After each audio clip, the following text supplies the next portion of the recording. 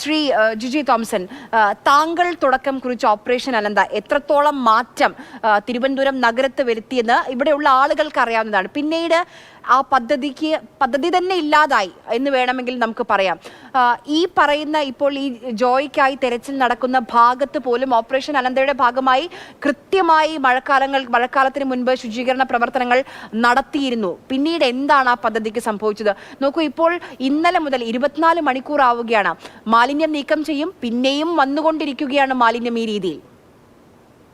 അതെ, ചോദ്യത്തിൽ തന്നെ അതിന്റെ ഉത്തരവും ഉണ്ട്. 2015 നമ്മൾ ഈ ഓപ്പറേഷൻ അനന്ത ആരംഭിച്ചത് പെട്ടെന്നുണ്ടായ ഒരു വെള്ളപ്പൊക്കത്തിന്റെ ഒരു ഫ്ലാഷ് ഫ്ലഡിന്റെ ആയിരുന്നു അതിന്റെ കാരണം. പെട്ടെന്നൊരു മഴ പെയ്തു, തിരുവനന്തപുരം സിറ്റി വെള്ളത്തിനടിയിലായി. അപ്പൊ അത് കണ്ടുകൊണ്ടിരുന്ന ഒരാൾ, സഹിച്ച ഒരാള് വളരെ വിഷമത്തോടു കൂടി എന്നെ ഫോണിൽ വിളിച്ചിട്ട് ഇതിനൊക്കെയാണോ നിങ്ങളെയൊക്കെ ഇവിടെ പിടിച്ചിരുത്തിയിരിക്കുന്നത് എന്ന് ചോദിച്ച് എന്തെങ്കിലും ചെയ്തു തരണം സാറേ എന്ന് പറഞ്ഞതിന്റെ വെളിച്ചത്തിലാണ് ഞങ്ങൾ ഈ പ്രോഗ്രാം ആരംഭിച്ചത്. ഇന്നും എനിക്ക് അറിഞ്ഞുകൂടിയത് ആരാണ് എന്നെ വിളിച്ചതെന്ന്.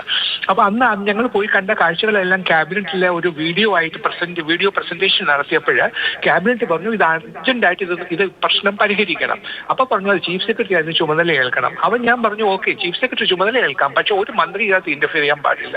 അങ്ങനെ ചെയ്താൽ ഞാൻ ചെയ്യാമെന്ന് പറഞ്ഞു. അങ്ങനെ ഉറപ്പ് കിട്ടിയതിന് ശേഷമാണ് നമ്മൾ ഓപ്പറേഷൻ അനന്ത നടത്തിയത്. ഇതിൽ പല ഡിപ്പാർട്ട്മെന്റുകൾ ഇതിനകത്ത് ഇൻവോൾവ് ആണ്.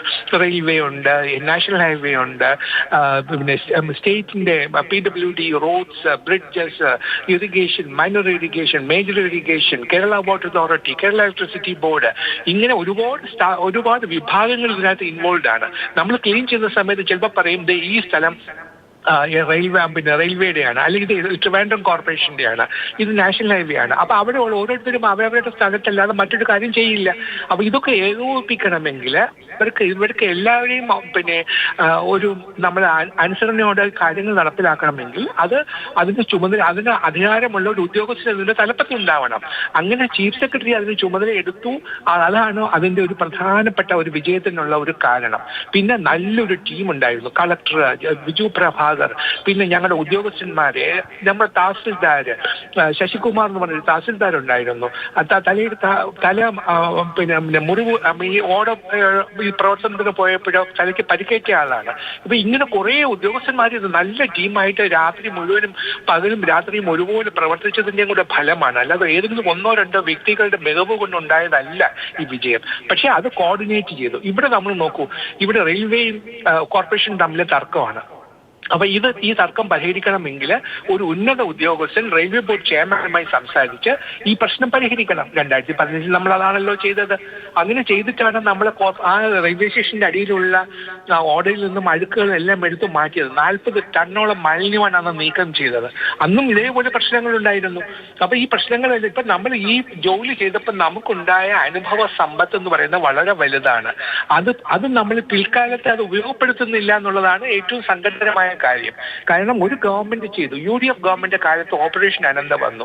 അതുകൊണ്ട് അതിനുശേഷം LDF ഗവൺമെന്റ് വന്നു. അവരതിന് പിന്നെ ഓപ്പറേഷൻ അനന്ത എന്ന് കേൾക്കുന്നത് പോലും പാടില്ല എന്ന മട്ടിലാണ് പ്രവർത്തിച്ചത്. രണ്ടാം ഘട്ടം അതുകൊണ്ട് നടന്നില്ല. ഇപ്പോഴും വീണ്ടും മാലിന്യങ്ങൾ ആളുകളെ റോഡ് ഇത് യഥേഷ്ടം വലിച്ചെറിയുകയാണ്, വീണ്ടും കൈയേറിയിരിക്കുകയാണ്. അപ്പൊ ഇതൊക്കെ നീക്കം ചെയ്യണ്ടേ? അപ്പൊ ഇത് എല്ലാ വർഷവും കൃത്യമായി ചെയ്യുന്ന ഒരു സംവിധാനം ഉണ്ടാവണം. അതിന് ഏത് ഗവൺമെന്റ് ആണ് ചെയ്തതെന്നല്ല നോക്കേണ്ടുന്നത്, ജനങ്ങൾക്ക് ഉപകാരപ്പെട്ടോ ഇല്ലയോ എന്ന് മാത്രം നോക്കിയാൽ മതി. അത് ഉപകാരപ്പെട്ടിട്ടുണ്ടെങ്കിൽ അത് തുടരണം. അല്ലാതെ ഇതിനകത്ത് രാഷ്ട്രീയം കാണാൻ പാടില്ല.